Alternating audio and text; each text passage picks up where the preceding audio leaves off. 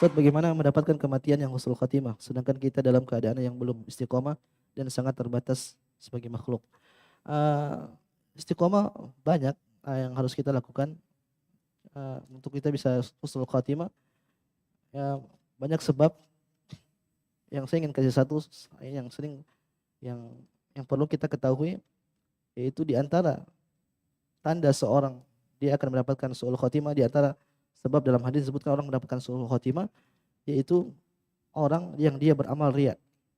Kata Nabi SAW, inna ahadakum la ya'malu bi amali ahlil jannah hatta ma yakunu bainahu wa bainaha dira' fa yasbiqu ahlul kitab fa ya'malu bi amali ahlin nar fa yadkhuluha. Kata Nabi SAW, ada orang yang ketika di dunia dia itu sering melakukan amalan penghuni surga. Tapi tatkala di akhir kehidupannya catatan amalnya mendahului dia, akhirnya dia melakukan amalan buruk sehingga dia pun wafat dalam keadaan su'ul khatimah. Sebaliknya, ada orang yang dia di dunia terlihat melakukan amalan-amalan penghuni neraka, pelaku maksiat, tapi tatkala di akhir kehidupannya catatan mendahului dia, akhirnya dia masuk ke dalam catatan mendahului dia, akhirnya di akhir kehidupannya dia melakukan amalan soleh sehingga dia pun wafat dalam keadaan husnul khatimah. Bagaimana kita memahami hadis ini? Riwayat yang lain disebutkan fima yabdu linnas, yaitu dia melakukan amalan yang nampak dari mata manusia. Jadi tatkala dia beramal soleh, ini kelihatan manusia dia orang soleh, padahal di rumah gak benar. Kemudian dia ria, ini dia sengaja melakukan itu, dia ria. Maka tatkala dia wafat, mau hendak wafat, Allah bongkar. Allah bongkar. Sebaliknya ada orang mungkin dia beramal kemaksiatan, tapi di rumah mungkin dia bertobat atau yang lainnya. Akhirnya Allah kasih dia husnul khatimah. Maka dari sini para ulama mengatakan di antara tanda yang menyebabkan seorang su'ul khatimah, dia beramal ibadah riya. Dia beribadah dengan penuh riya. Pengen ditahu orang, pengen dikatakan orang, pengen disanjung, pengen tenar.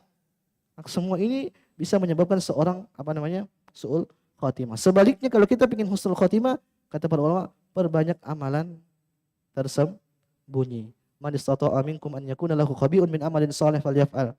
Kata Nabi SAW, barang siapa yang mampu memiliki amalan saleh yang tersembunyi, maka lakukanlah. Lihat tadi dalam hadis, di antara orang yang mendapatkan awan dari Allah Subhanahu wa taala, rajulun dzakarallaha khaliyan fa fadhat ainah.